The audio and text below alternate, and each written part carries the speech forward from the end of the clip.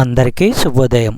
ఈరోజు దేవుని వాగ్దానం ఏమనగా, యోహాను రాసిన మొదటి పత్రిక 5వ అధ్యాయము 6వ వచనము.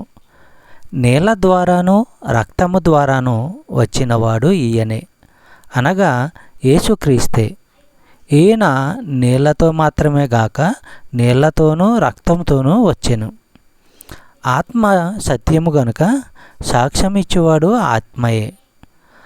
రక్తము పాపాల కోసం బలిని, క్షమాపణకు, శుద్ధీకరణకు ఆధారాన్ని సూచిస్తున్నది.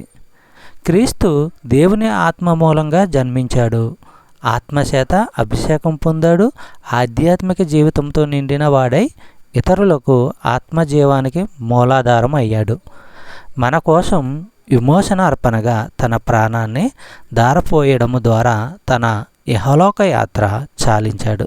చెప్పబడిన వాగ్దానము దేవుడు దీవించి ఆశీర్వదించును గాక. ఆమేన్.